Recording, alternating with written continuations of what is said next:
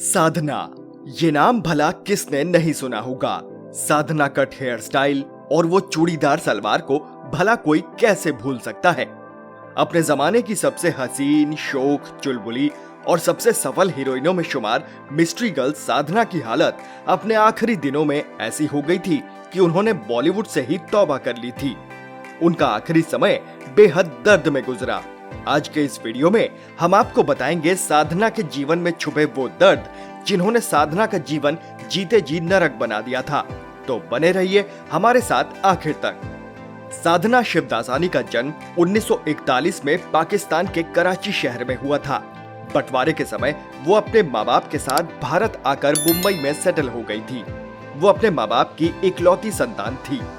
साधना के पिताजी को भारतीय हीरोइन साधना बोस बहुत पसंद थी, इसलिए उन्होंने अपनी बेटी का नाम भी उन्हीं के नाम पर साधना रखा। साधना बचपन से ही हीरोइन बनने का ख्वाब देखा करती थी। साधना जब महज 14 साल की थी तभी उन्हें फिल्मों में पहला ब्रेक मिल गया था। असल में राज कपूर की फिल्म श्री 420 के सुपरहिट गाने मुड़ मुड़ के न देख में वो कोरस में थी।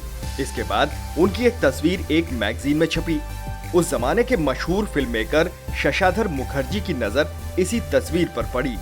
वो साधना की खूबसूरती से इतना प्रभावित हुए कि अपनी अगली फिल्म लव इन शिमला के लिए बतौर हीरोइन साइन कर लिया। इसी फिल्म से शशाधर अपने बेटे जॉय मुखर्जी को भी लॉन्च करने वाले थे। फिल्म के डायरेक्शन की जिम्मेदारी संभाली R.K. नैयर ने। नैयर साहब साधना को देखते ही उनसे मोहब्बत कर बैठे। साधना भी उन्हें पसंद करने लगी और इस फिल्म के दौरान ही दोनों का प्यार इस कदर परवान चढ़ा कि दोनों शादी के बंधन में बंधने को भी तैयार हो गए।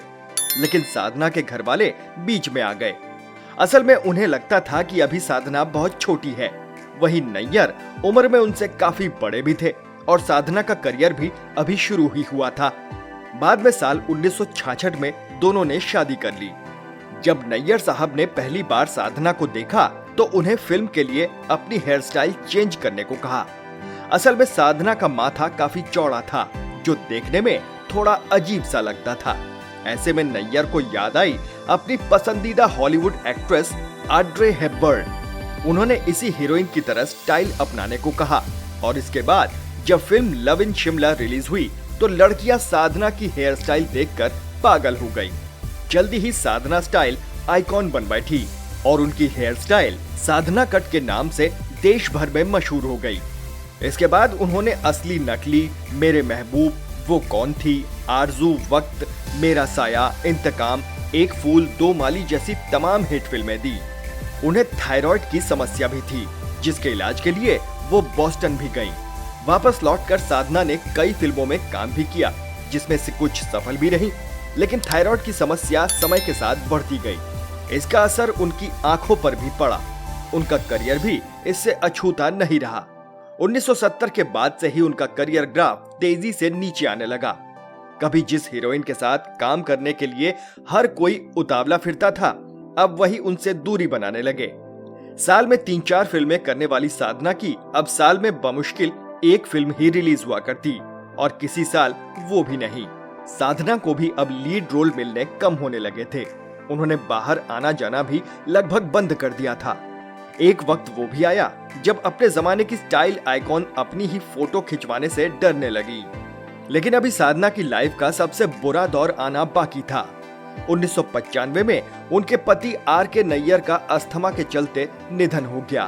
पति की मौत के बाद साधना एकदम अकेली पड़ गई। उनके कोई संतान भी नहीं थी।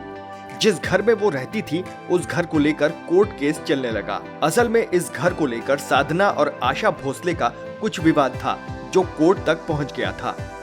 बीमार तो वो पहले से ही रहती थी, पति भी बीच मझधार साथ छोड़ गए थे। रोज रोज कोर्ट के चक्कर लगाना उनके लिए संभव नहीं था। उन्होंने बॉलीवुड से लेकर अपने घर परिवार तक सबके आगे मदद के लिए हाथ फैलाए, लेकिन हाय री किस्मत, उसे साधना की हालत पर जरा सा भी तरस नहीं आया। इससे ये सबक जरूर मिलता है कि माया नगरी में सिर्फ उगते हुए सूरज को सलाम किया जाता है। अपनी चमक खो चुके डूबते सूरज को देखने का समय किसी के पास नहीं। बेचारी मरते दम तक अकेले ही सारे झंझावतों से जूझती रही। लेकिन ऊपर वाला भी किसी किसी की किस्मत में बेहिसाब दर्द लिख देता है। साधना पहले से ही बेचारगी लाचारगी भरी जिंदगी जीने को मजबूर थी और उन्हें कैंसर जैसी बीमारी ने आ घेरा। कैंसर ने उन्हें ऐसा दबोचा कि फिर वो उससे कभी उबर नहीं सकी। साधना साल भर कैंसर का दर्द झेलती रही और आखिरकार साल 2015 में वो जिंदगी से जंग हार गईं।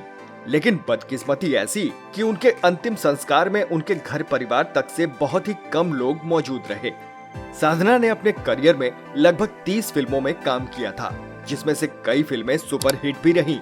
इसके बावजूद उन्हें अपने पूरे करियर में कभी एक भी अवार्ड नहीं मिला। हाँ, साल 2002 में जरूर आईफा ने उन्हें लाइफ टाइम अचीवमेंट अवार्ड से सम्मानित किया था। आपको ये वीडियो कैसा लगा कमेंट बॉक्स में जरूर बताएं। वीडियो को लाइक करें और शेयर भी करें। चैनल पर नए हैं तो सब्सक्राइब करें। नोटिफिकेशन बेल जरूर दबाएं। फिर मिलेंगे एक नए वीडियो के साथ। नमस्कार।